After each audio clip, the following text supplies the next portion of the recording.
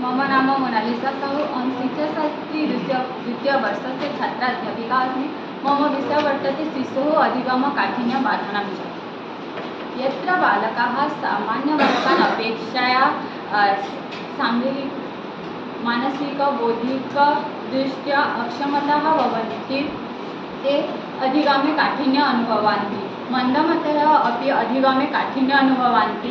वाञ्छितबालाः, समस्यात्मकबालाः, पितृतिरस्कृतबालकाः, वाञ्छितबालकाः, अपराधिबालकाः अपि अधिगमे काठिन्यम् अनुभवन्ति।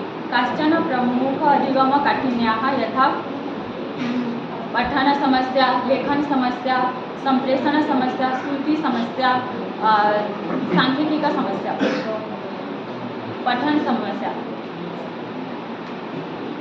पठनसमस्या बाधिताः बालकाः पठने एवं श्रुतिस्तरे बाधिताः सन्ति।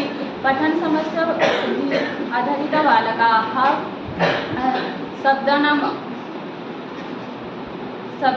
पठने, स्मरणे एवं शुद्धोच्चारणे सक्षमाः न भवन्ति। एते बालकाः द्विविधाः सन्ति, सामान्यतः एवं गम्भीरबालकाः। ये सामान्यबालकाः सन्ति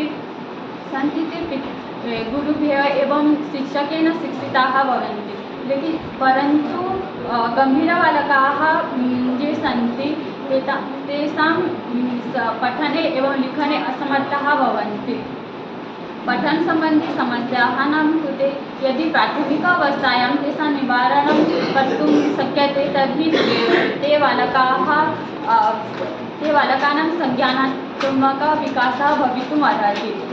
एवं एतेषां चिकित्सानां कृते मनोवैज्ञानिकचिकित्सायाः आवश्यकता वर्तते।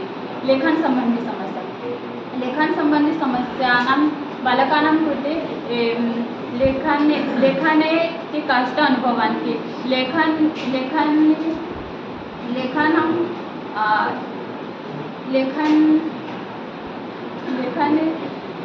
कृत्वापि ते काठिन्यम् अनुभवन्ति। नूतनशब्दानां प्रयोगे, शब्दानां विश्लेषणे, शब्दानाम् अर्थ अवगमने ते काठिन्यम् अनुभवन्ति।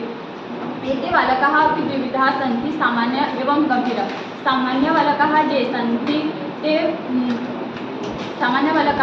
सन्ति ते कस्यापि प्रकरणस्य अनुकरणं कृत्वा लिखितुम् अर्हन्ति, परन्तु ये गम्भीरबालकाः सन्ति ते अनुकरणं कृत्वा अपि लिखितुं न अर्हन्ति। एतेषां बालकानां कृते चिकित्सायाः